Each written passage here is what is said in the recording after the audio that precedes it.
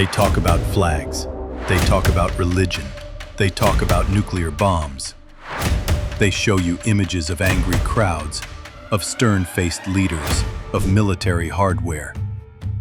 They build a narrative of ancient hatreds, of a clash of civilizations. They're wrong. The real story of America and Iran, the story that matters, is written in a single number: $110 trillion. Let that number sink in. It's a figure so vast it loses meaning, so let's give it meaning. $110 trillion is more than the annual economic output of every nation on Earth combined. It is the entire world's work for a year, and then some. It is a stack of $1 bills that would reach to the moon and back, 145 times. This isn't a hypothetical number. It's not a political promise. It is the estimated market value, as of today, of the proven, accessible, and recoverable oil and natural gas reserves lying just beneath the sands and shores of Iran. We're talking about the fourth largest oil reserves on the planet, over 158 billion barrels of crude oil that we know for a fact are there, waiting to be pumped. We're talking about the second largest natural gas reserves in the world, 1,200 trillion cubic feet of it, an ocean of energy. When an asset of this magnitude is involved, everything else becomes secondary. Ideology becomes a convenient excuse. Patriotism becomes a marketing tool. Religion becomes a recruitment banner. They are the packaging, not the product. The product is this unimaginable wealth, this engine of modern civilization. This video is not about good guys and bad guys. It's about buyers and sellers. It's about assets and liabilities.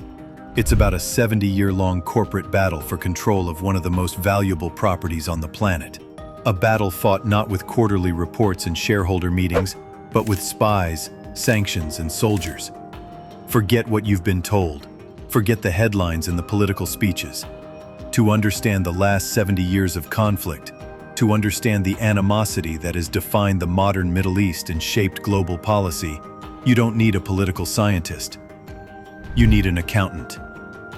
Because this has never been a clash of cultures. It has always been a war for a number. A war for $110 trillion.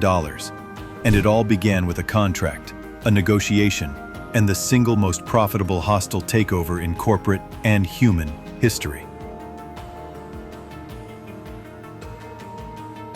I am oil, the black blood of the earth. I have no loyalty. I have no nationality. I do not care for your gods or your borders. I am ancient, formed from the death of worlds that came long before yours. I slept for 100 million years in darkness, a reservoir of compressed sunlight, a battery of unimaginable power. And then you found me. You built your world on my back, your lights, your cities, your machines. They are all powered by my essence. I am the lubricant of commerce, the fuel of industry, the very foundation of your modern age. Where I flow, power follows. Where I am stopped, empires crumble. This is not just about energy. It's not just about keeping the lights on or the factories running. That's a simplistic view. My true power is far more subtle and far more absolute. My true power lies in the system you built around me, a system called the petrodollar. Here is how it works. Since the 1970s, a global agreement has ensured that I, oil, am priced and traded almost exclusively in one currency, the United States dollar. It doesn't matter if Saudi Arabia sells to Japan or if Nigeria sells to Germany. The transaction is priced in dollars. This means that any country that wants to buy oil, which is every industrial country on Earth, must first acquire US dollars. This creates a permanent, artificial, global demand for American currency. It is the bedrock of America's economic supremacy. It allows the United States to print money, to run enormous deficits, to fund the most powerful military in history, all because it knows the world will always need its dollars to buy my energy.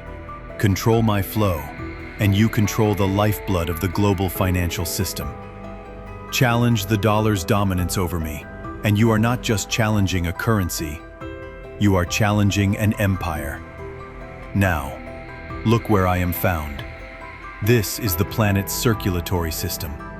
And right here, at the center of it all, is a nation that holds more of me than almost any other, Iran.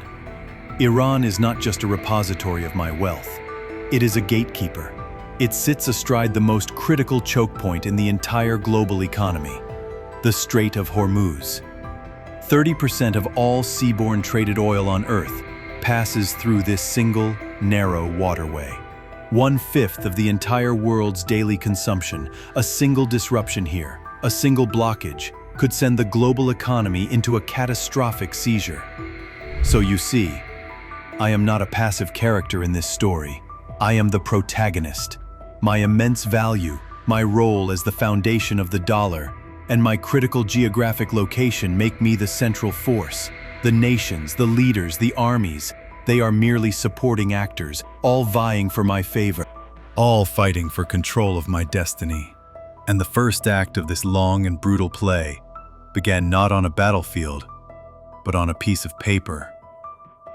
A contract that would determine who would profit from my power and who would be consumed by it.